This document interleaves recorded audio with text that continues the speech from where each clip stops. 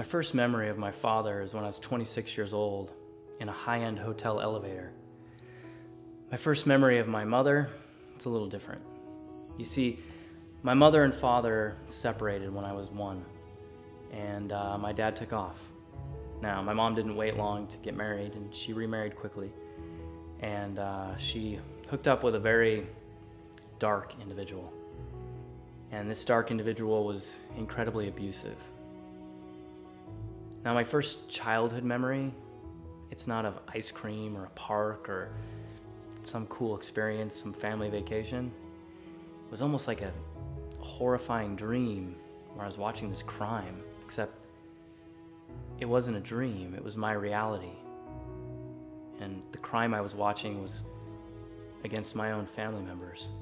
You see, my first childhood memory is this like cold sweat watching my siblings being molested in front of me. And there was nothing I could do. I was the oldest, supposed to be the protector. I was a man. This guy was foreign to us. But there was nothing I could do. I was being molested as well. Not just molested, but physically abused, mentally abused, tormented, teased, neglected. You know, he seemed to use us for his own amusement. He'd get us drunk with his brothers and see what would happen. He'd have us look at Playboy magazines and see if we'd get aroused as small boys. He'd tie us up to a doghouse and have us eat dog food out of a dog dish. Man, it was like something out of a horror movie, except it was my life. But then something miraculous happened. I threw fits, I threw temper tantrums, I did all these things, and my mom finally gave up on me. And at 6.5 years old, she left. Now, as an early teen, man, I was ticked off about that. But as I've grown up, that was the greatest blessing ever. But I remember when I was 12, I wanted to know my mom a little bit more, and I wanted to know what's going on, so they let me go spend 2 weeks with her. She was still with that dark guy, and he was still the same dark guy. This time I was a little older, but there was still nothing I could do because he knew I was older, and so he took us, my siblings and I, hung us upside down on this clothesline, took a knife to our throat, and told us that if we ever told anyone what was going on, we'd be dead. Not just us, but everybody we loved. I believed him. And I left, and I rarely tell that story because I feel guilty, because I couldn't do anything to help my siblings. I got out. And yeah, I have scars. And I tried to commit suicide more times than I can count. I was unhappy. I've made mistakes.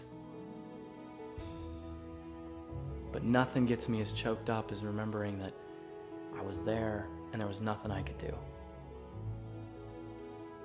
Years have gone by. I'm an adult now. But I'm still that little boy who wishes he could have helped. Well, God has a funny way of making everything work out. Maybe not exactly how we have planned, but He has a plan. And that plan for me is a human project. You see, there are thousands of kids, children, youth, just like my siblings, who aren't getting out, who need help. Maybe they're not being as abused as we were. Maybe they're being abused more. But nonetheless, they feel abused. They feel neglected. They're cutting. They're trying to commit suicide. They're doing horrific acts to get attention.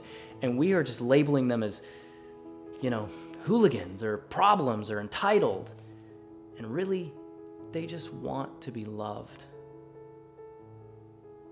And I'm proof. I'm proof that it's all okay. I'm proof that I'm here to live another day. And I'm proof that I'm here to be me, and that I'm only human.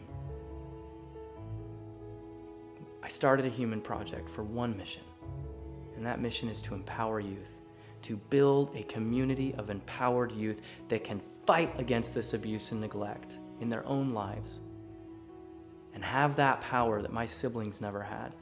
Heck, the power that I never had. And to give them hope, to give them understanding, to let them make a choice, to let them take action in their lives, and to let them be nourished and nourish their possibilities. I'm the founder of a human project. I can't do this alone. I need your help. Millions of children need your help. My story's just a number. Let's make a difference. Let's change the world. Let's be human.